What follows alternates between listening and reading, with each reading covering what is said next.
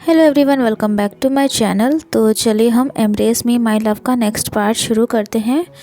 लान वांगची आधी रात में ही वेंग के पास वापस आ गया था। अगली सुबह जब वेंग की आँख खुली और उसने अपने पास वांगची को देखा तो पहले तो उसे अपनी आंखों पर यकीन ही नहीं हो रहा था।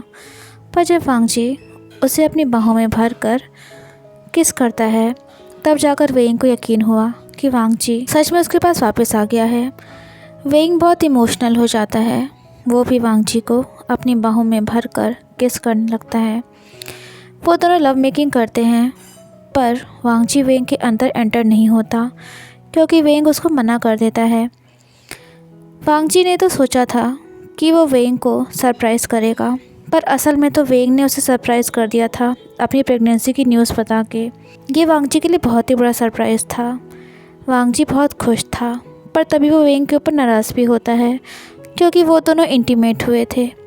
अगर बेबी के ऊपर कुछ इफ़ेक्ट पड़ता तो वेंग वांगची को अपने गले से लगा लेता है और कहता है, सॉरी हस्बैंड, आप मुझे प्यार करने लगे तो मैं खुद को रोक ही नहीं पाया। डोंट वरी, हमारा बेबी बिल्कुल सेफ़ है। वांगची वेंग को अपने गले से लगा लेता है और कहता है, आई लव यू वेंग, थैंक यू मुझे इतनी बड़ी खुशी देने के लिए।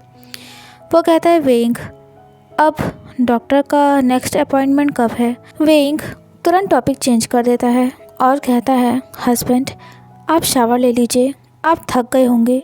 ये कहकर वेंग बेड से उठकर जाने लगता है, पर तभी वांगची उसे अपनी बाहों में खींचकर भर लेता है और अपना चेहरा वेंग के गले के पास रखते हुए कहता है, वेंग क्या तुम मुझसे कुछ छुपा रहे हो?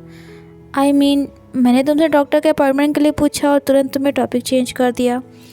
वेंग चौंक जाता है और कहता है, हस्बैंड ऐसा कुछ भी नहीं है, आप ज़्यादा सोच रहे हो। वांगजी वेंग की नेक पर एक सॉफ्ट किस करता है और कहता है, वेंग तुम मेरी जान हो, प्लीज़ मुझसे कोई भी बात मत छुपाना। वेंग की हार्ट बीट बहुत तेज़ हो गई थी। वो कहता है, हस्बैंड मैं आपसे कुछ भी क्यों छुपाऊँगा? वांगजी बोलता है, तो बताओ मुझे डॉक्टर के पास नेक्स्ट अपॉइंटमेंट कब है? वेंग कहता है, नेक्स्ट वीक। वांगजी कहता है, वेंग मैंने सोचा था कि हम अभी तक अपने हनीमून पर भी नहीं गए हैं, तो हम इस बार कहीं घूमने चलेंगे, पर अब जब तुम प्रेग्नेंट हो तो इसीलिए मैं ज़्यादा रिस्क नहीं ले सकता। हम हमारे बेबी के साथ ही अपना हनीमून मनाने के लिए चलेंगे। वेंग धीरे से अपने हाथ से वांगजी के हेयर्स को कैरेस करते हुए कहता है, हाँ हम ज़रूर चलेंगे। वेंग की आंखों में आंसू थे, पर वो वांगजी को अपनी प्रेगनेंसी की कॉम्प्लिकेशंस के बारे में नहीं बता सकता था, वरना वांगजी उसे एबॉर्शन के लिए भी कह सकता था। तभी वांगजी कहता है, वेंग प्लीज़ मेरे साथ शावर लो चलकर। यह सुनकर वेंग हंसता है और कहता है, हस्बैंड क्या आप मुझे एक पल के लिए भी अपने से दूर नहीं होने देना चाहते हो? वांगजी वेंग को टाइटली हग करते हुए कहता है, वेंग अगर मेरा बस चलता ना तो मैं तुम्हें अपनी आँखों में छुपा लेता ताकि तुम एक पल के लिए भी मुझसे कहीं दूर ना जाओ। वेंग के मुंह से अचानक से निकल जाता है, हस्बैंड आपको तो पता है ना कि प्रेगनेंसी कितनी टफ़ होती है और कई बार अगर बर्थ देते टाइम मुझे कुछ हो गया तो। ये सुनते ही वांगजी अचानक से बिल्कुल चुप हो जाता है। वो वेंग से एक शब्द भी नहीं बोल रहा था। तभी वो वेंग को बेड पर धीरे से पुश कर देता है और उसके ऊपर आ जाता है। उसने अपना चेहरा वेंग के सीने पर छुपा लिया था। वेंग को अपनी गलती का एहसास हो गया था। ये उसने क्या कह दिया? उसने सोचा भी नहीं कि वांगजी के ऊपर क्या बीतेगी। वो कहता है, सॉरी हस्बैंड, मैं तो बस ये बोल रहा था कि। तभी वांगजी अपना चेहरा ऊपर की तरफ उठाता है। उसकी आंखें आंसुओं से भरी हुई थी। वेंग ने आज से पहले वांगजी को ऐसे रोते हुए नहीं देखा था। वांगजी कहता है, वेंग अगर तुम्हें कुछ हो गया तो मेरे जीने का कोई मतलब नहीं रहेगा। जैसे कि तुमने उस दिन मुझे बोला था कि हम बॉन्डेड हो चुके हैं, तो तुम्हारे बिना मेरी लाइफ का कोई मतलब नहीं है। और दूसरी बात यह है कि मेरे लिए ये बेबी इम्पॉर्टेंट है, पर उससे ज़्यादा तुम इम्पोर्टेंट हो वेइंग। मैं कभी भी किसी के साथ रिलेशनशिप में नहीं आया, सिर्फ अपनी फैमिली और कंट्री के बारे में ही सोचा, क्योंकि अपने मॉम डैड के जाने के बाद मैंने उनके खोने का दर्द झेला है। मैं जानता हूँ कि जब आपका कोई अपना, कोई बहुत करीबी चला जाता है तो आपकी ज़िंदगी नर्क से भी बदतर हो जाती है। आपको न उठने का मन करता है, न कोई काम करने का, और न ही तो जीने का। लेकिन मैंने अंकल की खुशी के लिए शादी की थी। लेकिन वेइंग की भी आंखों में आंसू आ जाते हैं। वो कहता है, हस्बैंड, मैं कभी आपको छोड़कर नहीं जाऊंगा, मैंने वादा किया है ना आपसे। लान वांगजी के आंसू उसके चेहरे पर गिर रहे थे। वांगजी रोते रोते वेइंग के लिप्स पर किस करता है और कहता है, वेइंग, मुझे नहीं पता था कि मजबूरी में मैं तुमसे जो शादी करी थी, आज मैं तुमसे इतना प्यार करने लगूंगा कि तुम्हारे बिना अपनी ज़िंदगी के बारे में सोचना भी मेरे लिए एक डरावने सपने जैसा है। वेइंग वांगजी को अपनी बाहों में भर लेता है और कहता है, हस्बैंड, सॉरी मैंने आपको हर्ट किया। मैं भी आपसे बहुत प्यार करता हूँ। मैं और मेरा बेबी दोनों ही सेफ़ रहेंगे, और फिर हमें साथ में हनीमून पर भी तो चलना है ना। काफ़ी देर बाद वांगजी चुप होता है। वो दुनिया की नज़रों में भले ही कोल्ड हार्टेड इमोशनलेस पर्सन था, जिसे कि लोग अक्सर यही समझते थे, पर असल में वांगजी का दिल बहुत नाजुक था। वो अपनी फीलिंग्स को कभी किसी से कह नहीं पाता था, इसलिए लोग उसे गलत समझते थे। उसके लिए वेइंग उसका सब कुछ बन चुका था। शावर लेने के बाद वांगजी अपनी शर्ट के बटन्स को बंद कर रहा होता है, पर अभी भी उसके दिमाग में वेइंग की वो बात नाच रही थी। वो अभी भी बहुत उदास था। तभी वेइंग उसे पीछे से हग कर लेता है और कहता है, हस्बैंड, क्या आप अभी भी मुझसे नाराज़ हो? पर वांगजी उससे कुछ भी नहीं बोल रहा था। तभी वेइंग उसके आगे जाकर खड़ा हो जाता है और अपने कानों को पकड़ते हुए कहता है, सॉरी ना, आप तो जानते हो ना कि मैं बिल्कुल भी मैच्योर नहीं हूँ। कभी कभी बिल्कुल भी नहीं सोचता हूँ कि क्या बोलना चाहिए क्या नहीं, जो मन में आता है वो मैं कह देता हूँ। प्लीज़ सॉरी ना।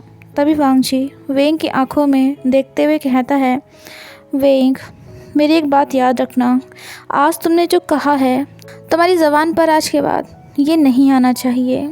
वांगजी के चेहरे पर, उसकी आंखों में गुस्सा साफ साफ नज़र आ रहा था, पर उस गुस्से में एक डर था, एक डर शामिल था वेइंग को खोने का। वेइंग एक पल के लिए थोड़ा घबरा जाता है। तभी वांगजी उसे अपने सीने से लगा लेता है और कहता है, वेइंग, मेरी इन तेज़ धड़कनों को सुनो, ये अभी तक नॉर्मल नहीं हो पाई हैं। मैंने कभी किसी को अपने इतना करीब नहीं आने दिया, पर तुम वो इकलौते शख्स हो जो मेरे इतना करीब है। वेइंग, अब तुम चाहोगे भी ना तो भी मैं तुम्हें अपने से दूर नहीं जाने दूंगा। ये सुनकर वेइंग बोलता है, हस्बैंड, वो मैं आपसे। तभी वांगजी कहता है, वेइंग, जल्दी से रेडी हो जाओ, मैंने तुम्हें बोला था ना कि आज मैं तुम्हें एक जगह लेकर जाना चाहता हूँ। वेइंग कहता है, ओके। तभी वांगजी कहता है, वेइंग, एक मिनट रुको। ये कहकर वो बैग से कुछ निकालने लगता है। वेइंग समझ नहीं पाता और कहता है, हस्बैंड, आप बैग में क्या ढूंढ रहे हो? तभी वो चौंक जाता है। वांगजी उसके हाथ में एक ब्यूटीफुल सा ब्रेसलेट पहनाने लगता है और कहता है, वेइंग, इस ब्रेसलेट को हमेशा संभाल कर रखना, ये तुम्हें प्रोटेक्ट करेगा और इससे हमारा रिश्ता हमेशा अच्छा बना रहेगा। वेइंग के हाथ पर किस करता है वांगजी और कहता है, वेइंग, मैं जिस मिशन पर गया था वहाँ रेस्क्यू ऑपरेशन के दौरान मैंने एक ग्रैनी को बचाया था।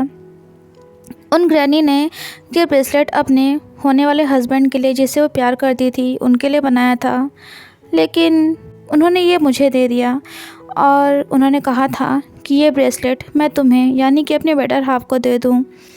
वांगजी कहता है, वेइंग, जब सब अच्छे से हो जाएगा तब मैं तुम्हें लेकर उन ग्रैनी के पास चलूँगा, क्योंकि वो तुमसे मिलना चाहती हैं। वेइंग वांगजी के गले से लग जाता है और कहता है, हस्बैंड, मैं इस ब्रेसलेट को पूरे दिल से संभाल कर रखूँगा। तभी अचानक से वेंग को याद आता है कि उसे डॉक्टर ने जो मेडिसिन्स प्रेस्क्राइब की थी वो उसे लेनी थी, पर वो वांग जी के सामने उन्हें नहीं लेना चाहता था, क्योंकि अभी तक ये एक सीक्रेट था जो सिर्फ डॉक्टर और वेंग के बीच में था। वेंग कहता है, हस्बैंड आप चलिए, मैं बस अभी आता हूँ, मैं बस अभी 5 मिनट में आ रहा हूँ। वांग जी कहता है, वेंग क्या कुछ काम है? तो वेंग कहता है, नहीं, वो मुझे बस मॉम से थोड़ा बात करना है। ये सुनकर वांग जी वेंग के फोरहेड पर एक किस करता है और कहता है, ओके, मैं तुम्हारा वेट करूँगा। उसके जाने के बाद वेंग जल्दी से रूम का डोर क्लोज़ कर लेता है और ड्रॉअर में से मेडिसिन्स को निकालता है। वो बहुत ज़्यादा नर्वस था, क्योंकि उसे पता था कि इन मेडिसिन्स का उसकी बॉडी पर साइड इफ़ेक्ट भी होगा, उसे वॉमिटिंग फील होगी, कुछ खाने का भी मन नहीं करेगा। पर तभी वेंग अपने पेट पर हाथ रखता है और कहता है, baby everything will be fine. वो उन मेडिसिन्स को खा लेता है और फिर उन्हें दूसरी ड्रॉअर में रख देता है जहां वांग जी उन्हें ना देख पाए। इधर वांग जी ब्रेकफास्ट टेबल पर बेसब्री से वेंग का वेट कर रहा था। तभी शिचेन उसके कंधे पर हाथ रखता है और कहता है, वांग जी क्या हुआ? तुम इतना ज़्यादा नर्वस क्यों लग रहे हो? क्या कोई बात है? वांग जी कुछ कहता तभी वहाँ वेंग आ जाता है। वो लान शिचेन और शिचेन को बो करता है। वांग जी अचानक से अपनी सीट पर से खड़ा हो जाता है और वेंग का हाथ पकड़ते हुए कहता है, अंकल एंड ग, मैं आपको एक गुड न्यूज़ देना चाहता हूँ। उसने वेंग के हाथ को टाइटली अपने हाथ से पकड़ा हुआ था। ऐसा लग रहा था जैसे वेंग से ज़्यादा तो वांग जी नर्वस था। लान शिचेन कहते हैं, वांग जी क्या बात है जो तुम हमें बताना चाहते हो? वांग जी कहता है, अंकल आप ग्रैंडफादर बनने वाले हो। आई मीन वेंग प्रेग्नेंट है। ये न्यूज़ सुनते ही शिचेन के चेहरे पर एक स्माइल आ जाती है। वो कहता है, वांग जी क्या ये सच है? तभी वेंग अपनी नज़रें नीचे किए हुए कहता है, sorry big brother and sorry sir, मैंने आप लोगों को अपनी प्रेगनेंसी की बात नहीं बताई थी, ये बात छुपाई थी, क्योंकि मैं सबसे पहले इसे मिस्टर वांग जी को बताना चाहता था। तभी शिचेन हंसता है और कहता है, वेंग प्लीज़ तुम उदास मत हो, हम तुम पर बिल्कुल भी नाराज़ नहीं हैं। वांग जी तुम्हारा हस्बैंड है और सबसे पहले ये उसका अधिकार है ये गुड न्यूज़ जानने का। तभी लान शिचेन बोलते हैं, वेंग अब तुम्हें अपने आप का और अच्छे से ख्याल रखना है, क्योंकि वांग जी का बच्चा और लान फैमिली का फ्यूचर तुम्हारे अंदर पल रहा है। तभी वांग जी कहता है, अंकल मेरे लिए जितना ये बेबी इम्पॉर्टेंट है उससे ज़्यादा वेंग इम्पॉर्टेंट है।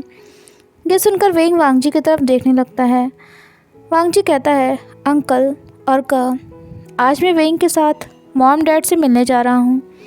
ये सुनकर शिचेन चौंक जाता है और कहता है, वांग जी क्या तुम श्योर हो? आई मीन तुम पिछले कई सालों से उनके ग्रेव पर नहीं गए हो, तुम खुद को संभाल पाओगे? वांग जी वेंग के हाथ को अपने हाथ में लेते हुए कहता है, अब मैं अकेला नहीं हूँ, वेंग मेरे साथ है। शिचेन स्माइल करता है और कहता है, वांग जी आज मॉम डैड बहुत खुश होंगे। लान शिचेन कहते हैं, वांग जी तुम्हारे पेरेंट्स की ग्रेव जहाँ है पता है ना तुम्हें, वो जगह पहाड़ी एरिया में है, इसलिए गाड़ी थोड़ा सा प्रॉपरली ड्राइव करना। वांग जी शिचेन और लान शिचेन को बो करता है और कहता है, थैंक यू अंकल, मैं वेंग का पूरा ध्यान रखूँगा। वेंग और वांग जी उन दोनों को बो करते हैं और वहाँ से निकल जाते हैं। उनके जाने के बाद शिचेन कहता है, अंकल आज मैं सच में बहुत खुश हूँ। हमने कितना कोशिश किया था कि वांग जी हमारे साथ चले, पर हर बार वांग जी मॉम डैड से मिलने के लिए मना कर देता था। कम से कम आज वो अपने इस ट्रॉमा से बाहर निकल रहा है और इस समय वेंग ने उसकी बहुत हेल्प करी है। लान शिचेन कहते हैं, शिचेन क्या हमें इस गुड न्यूज़ के बारे में जियांग फैमिली को बताना चाहिए? शिचेन कहता है, नहीं अंकल, हमें वांग जी और वेंग को टाइम देना चाहिए, वो खुद से ही इस न्यूज़ को अपनी जियांग फैमिली में बताएंगे।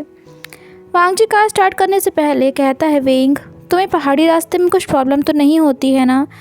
ये सुनकर वेंग स्माइल करता है और कहता है, नहीं नहीं हस्बैंड, मैं बिल्कुल ठीक हूँ। उस मेडिसिन को खाने के बाद से वेंग को अपनी बॉडी में अनइजीनेस फील हो रही थी, पर वो वांग जी से कुछ नहीं बोलता। वांग जी कहता है, वेंग क्या तुम्हें कोई म्यूज़िक पसंद है तो तुम सुन सकते हो।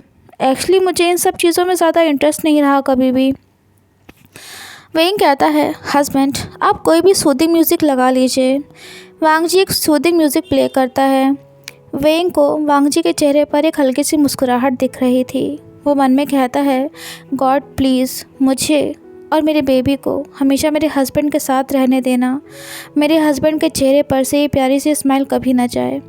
तभी अचानक से वांग जी की नज़र वेंग के चेहरे पर पड़ती है और वो स्माइल करते हुए कहता है, वेंग क्या हुआ, तुम मुझे ऐसे क्यों देख रहे हो। वेंग अपनी नज़र दूसरी तरफ करते हुए कहता है, कुछ नहीं हस्बैंड, बस आपकी स्माइल मुझे बहुत अच्छी लग रही थी। आप स्माइल करते हुए बहुत अच्छे लगते हो। वांग जी एक हाथ से कार को ड्राइव कर रहा था और दूसरे हाथ से वेंग के हाथ को पकड़ रखा था। वो वेंग के हाथ को धीरे से प्रेस करते हुए कहता है, थैंक यू वेंग, थैंक यू मेरी लाइफ में आने के लिए और मुझे फैमिली का मतलब समझाने के लिए। Thank you and I love you.